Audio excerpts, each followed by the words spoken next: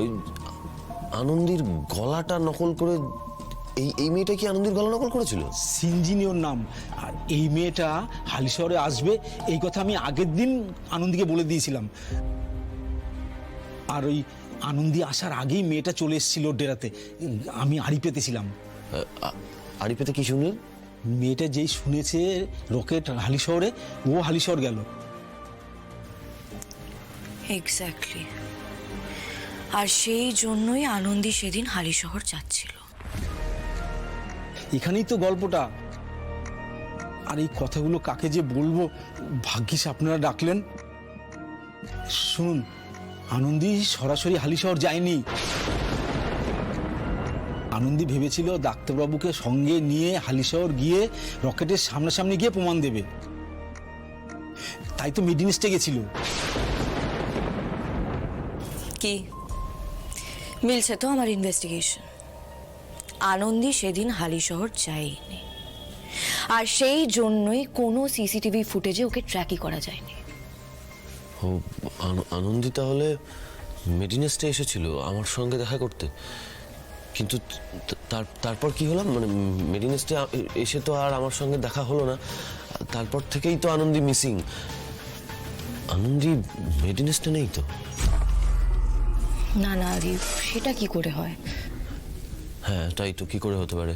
হ্যাঁ মানে আমি তো রোজই মেডিনেস্টে যাই না, মেডিনেস্টে আমি রোজ যাচ্ছি, আমি তাহলে তো দেখতে পেতাম আনন্দীকে। আর আনন্দী না মেডিনেস্টের রাস্তাটা ওর চেনা, ও তো জানে এখান থেকে ও কি করে হারিয়ে যাবে, তাই না?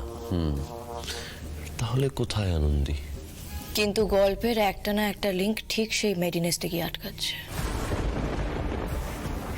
যাই হোক, সেটা পরের কথা। ফার্স্ট থিংস ফার্স্ট, এই সিঞ্জিনি মেয়েটার কোনো ডিটেলস আছে আপনার কাছে? ডিটেলস মানে? ডিটেলস মানে আপনি ওর ব্যাপারে কিছু জানেন? আচ্ছা ছাড়ুন, মানে ওকে চেনাতে পারবেন? মানে কোনো ছবি আছে আপনার কাছে? আনন্দীকেই তো চেনাতে হতো, সেই জন্যই তো মেয়েটার ছবি আমি লুকিয়ে তুলেছিলাম। ব্রিলিয়েন্ট, দেখি।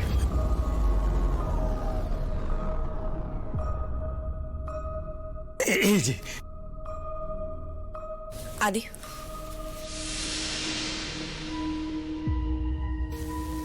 আমি তো একে চিনি। এর নাম সিঞ্জিনি মিত্র। হোয়াট? তুমি কি করে চিনলে একে? আরে আমি ওই যে অ্যাক্সিডেন্ট স্পটে গেছিলাম, তো আমি অ্যাক্সিডেন্ট স্পটে গিয়ে একে দেখতে পেয়েছিলাম। খুব একটা খুব গভীর ক্ষত ছিল, বুঝলে তো। আর আমি ওকে মেডিনেস্টে ভর্তি করিয়েছিলাম। ইনফ্যাক্ট ও এখনো মেডিনেস্টেই যায়। আমার তখন ভাবার অবস্থা ছিল না, এতে কারোর ক্ষতি হবে কি হবে। জানো, সেই টাকা আমি আজও পাইনি। রকেট হালিশহরে আছে, ওকে ধরবো বলে হালিশহর যাচ্ছিলাম। সেই যে বাস অ্যাক্সিডেন্ট হয়ে এখানে ভর্তি হলাম, নেহাত একজন দয়ালু মানুষ পেয়েছিলাম, তাই প্রাণে বেঁচেছি। না হলে তো আমার প্রাণটাও থাকতো না। তা দয়া যখন পেয়েছো, এবার সে দয়াটা ফিরিয়ে দাও, তাহলে মা দুর্গা তোমার উপর প্রসন্ন হবেন। সব সত্যি সত্যি কথা বলবে তুমি আমার বরকে। কি 21 দিন সময় দিয়েছিল আমাকে নিজেকে প্রমাণ করার জন্য, তার মধ্যে বেশ কিছুদিন পেরিয়ে গেছে। আমার হাতে না সময় নেই। তুমি আজকেই গিয়ে সব সত্যি সত্যি কথা বলবে, আমাকে যা যা বললে স্যারকে গিয়ে সব বলবে। স্যার? হ্যাঁ স্যার। উনি যেমন নামেও আদিদেব, উনি কিন্তু কাজেও সেরকম একদম আদিদেবের মতো। একবার যদি রেগে যায় না, একবার যদি রুদ্ররূপ ধারণ করে, তাহলে কিন্তু আর রক্ষা নেই। মা, তুমি কি বলছো সব? আমি আনন্দীর খোঁজ বন্ধ করে বাড়ি চলে আসবো? হ্যাঁ তাই আসবি, অনেক খুঁজেছিস, এবার বাড়ি চলে আয় আদি। মা তুমি কি বলছো এসব? তুমি বারণ করছো আনন্দীকে খুঁজতে। এত বড় একটা লিড পেলাম, তারপরেও তুমি কেন করছো মা এরকম?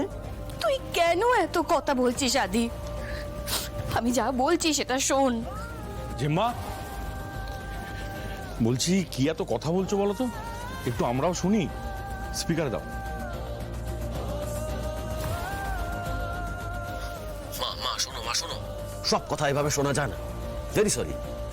আদি কেন তর্ক করছিস? আমি যেটা বলছি সেটা শোন, তুই চলে আয় বাড়িতে।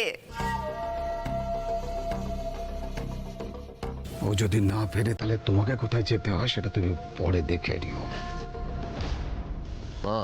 মা আমি তোমাকে বলছি, শোনো, আমি কিন্তু এভাবে মাঝপথে ফিরতে পারবো না। আদি তোকে আমার মাথার দিব্যি দেওয়া রইল, তুই এক্ষুনি বাড়ি আসবি। মা, তোর কাছে যদি তোর মায়ের এতটুকু মূল্য থাকে তাহলে তুই এক্ষুনি যেখানে আছিস, যে অবস্থায় আছিস সেই অবস্থাতেই বাড়ি ফিরে আসবি আদি। আনবিলিভেবল। এই চাপটা মা তুমি এখন আমায় দিচ্ছ? আমার কথাটা শোন আদি,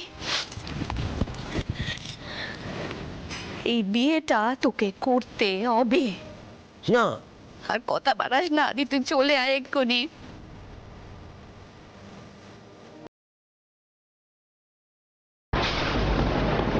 হয়েছে তো শান্তি সকলের। আসছে আমার ছেলেটা বাড়িতে ফিরে, আসছে ও। করে ফিরুক, তারপরে তোমার জীবনে শান্তি আসে কি আগুন জ্বলে সেটা দেখা যাবে।